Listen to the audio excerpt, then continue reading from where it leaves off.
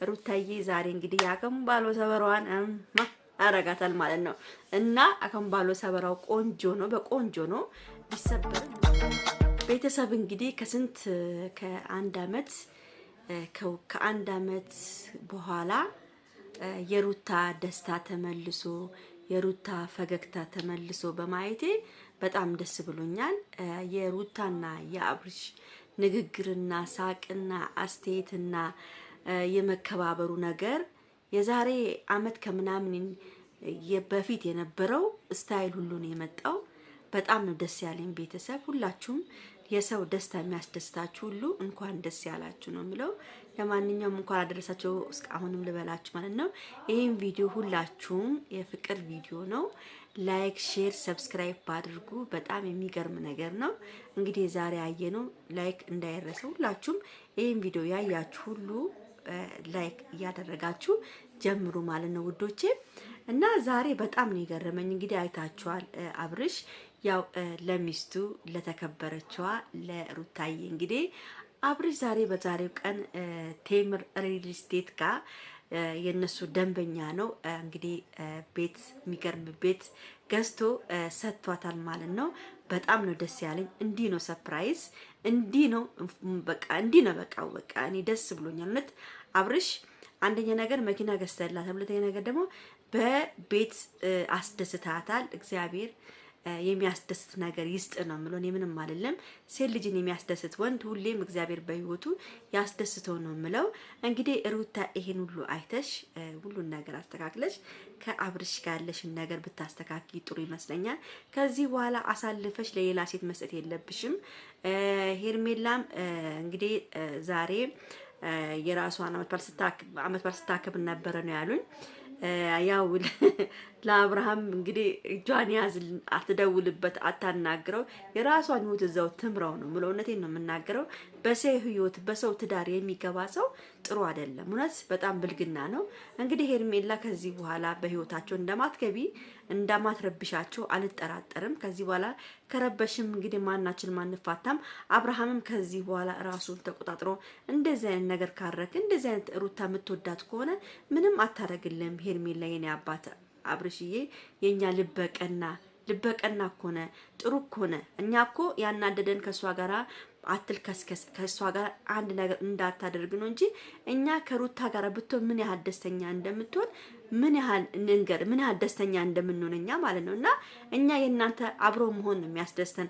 ልጃችሁን አብራችሁ ማሳደግ ነው በቃ ከዚህ በኋላ እና ቤት ተገዝቶላት ሩታዬ ዛሬ የደስታ ቀን ነው።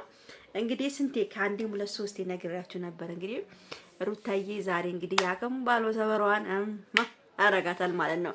እና አከምባሎ ሰበራው ቆንጆ ነው፣ በቆንጆ ነው ቢሰበርም ምንም አይደለም። ቤተሰብ ቤት የሚያክል ነገር ተገዝቷል።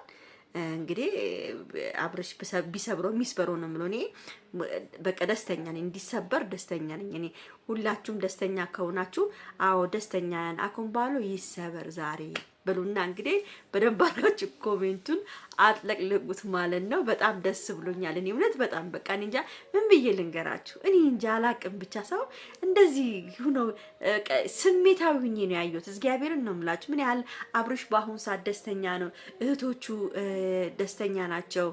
እንግዲህ እኔ እንጃ ደስ ይላል። ብቻ ሩታ ሀሳቧን ቀይራ ደግሞ ነገ ተነግሮ ደግሞ አልፈልግም እንዳመጣብኝ ቤቴ ማየት አልፈልግም አንተ ምናምን እንዳትሉ ነው የምፈራው። እባክሽን ሩታዬ ይሄን ነገር ትተሽ አርፈሽ ከልጅሽ ጋራ ከባልሽ ጋራ እንድትኖሪ ነው እኔ የምመኝልሽ። ከዚህ በኋላ ምንም ነገር ማድረግ የለብሽም። ቤቴ እንዳትመጣ አላይም አልፈልግም እንደዚህ ነው ምናምን ይሄ ውጭ ብትይ ታዩ እርግፍ አድርገሽ ታዩ። ውጭ ለማንም አይበጅም፣ ለሄዱትም አልበጀም እንኳን ለድጋሚ ለመሄድ ማለት ነው። ስለዚህ ልጅሽን በትክክል አርክሽ እዚሁ ቁጭ ብለሽ ሀገርሽ ላይ ፏ ደመቅ ብለሽ ከባልሽ ጋራ ሌላ ልጅም ደግማችሁ ፏ ብላችሁ ለመኖር ያብቃችሁ ነው ማለት። እውነቴን ነው የምናገረው።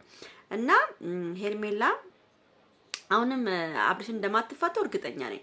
ገብታችኋል? አሁንም አትፋተውም። አብርሽን ለማየት ያብቃችሁ። አንድና አንድ ህይወታቸውን ለመበጥበጥ ስለሆነ ሄርሜላ አትፋተም። ሄርሜላ ደግሞ የሚገርማችሁ ነገር አሁን አዲስ አበባ ነው ያለችው። አዲስ አበባ ስላለች ነው። ባለፈው ሂዳ ነበር ተመልሳ አዲስ አበባ መጣለች። እንግዲህ ሄርሜላ አሁን በአሁን ሰዓት አዲስ አበባ ነው ያለችው። ነገ ተነገ ወዲያ ደግሞ ታያላችሁ መታ ስበጠብጣቸው። አብርሃምም እንግዲህ አርፍም ከሷ ጋር ሲያወራ ሩታም ታያለች። ከባድ ጸብ። ከዚህ በኋላ እኛን አንፈልግም ሄርሜላ። እኔ ነግሬሻለሁ ትናንትናም እንደው ድንጋይ ይዤ ልለምንሽ በህይወታቸው ውስጥ እንዳትገቢ ከዚህ በኋላ በቃኝ። እውነት በቃሽ። እውነት የሰው አፍ ራሱ ላንቺ ጥሩ አይደለም እንዴ? ምን እንዳለብሽ እንዴ? ተሰደብሽ፣ እንደዚህ የተረገጥሽ፣ እንደዚህ ቆሻሻ እየተባልሽ ለምን በሰው ህይወት መግባት አስፈለገ? ስንት ወንድ በሞላበት። ለምሳሌ ብሩክ አለ፣ ለምሳሌ አቤል አለ፣ ለረ ብዙዎች አሉ፣ ብዙ ወንዶች አሉ። ይፈልጉሻል እነሱም ራሳቸው። አቤል አሁን ይፈልግሻል። እንደምን ሳስበው የአቤል ውሽማ ነው የምመስለኝ። አቤል ራሱ እንዲ የሆነ የሚያጫውት ነገር ነው የሚመስለኝ። ቤተሰብ እውነቴን ነው የምናገረው። አቤል ጋር ቢዋደዱ ይመስለኛል ሳስበው። ስለዚህ ከአቤል ጋር ብትሆን ይሻልሻል። ይሄ ባለትዳር ሰው ወንድ ምንም አይሰራልሽ። አብርሃም ባለትዳር ነው፣ ምን ይሰራልሻል? ምን ያደርግልሻል? የሰው ወርቅ አያድምቅ። ሁሌ እንድትሰደብሽበት ነው የምንኖሪ፣ ሁሌ እንድትናቅሽበት ስለምንኖሪ ይቅርብሽ ሄርሜላ። ከዚህ በኋላ ህይወትሽን ኑሪ። እዛም ይሽ ጥንቁልናሽን አታሟሙቂ። የጥንቁልናሽን ሚስጥር ደግሞ አወጣዋለሁ። ተይረፊ፣ አርፈሽ ተቀመጪ። እና ቤተሰቦችዬ ወዳቸዋለሁ፣ ከብራቸዋለሁ። ይሄን ቪዲዮ ላይክ፣ ሼር፣ ሰብስክራይብ አድርጉ። ሰው የምትወዱ ሰው የምታከብሩ የሰው ደስታ የሚያስደስታችሁ ይሄን ቪዲዮ በደንብ አድርጋችሁ ላይክ ግጩት። ቻው ቻው።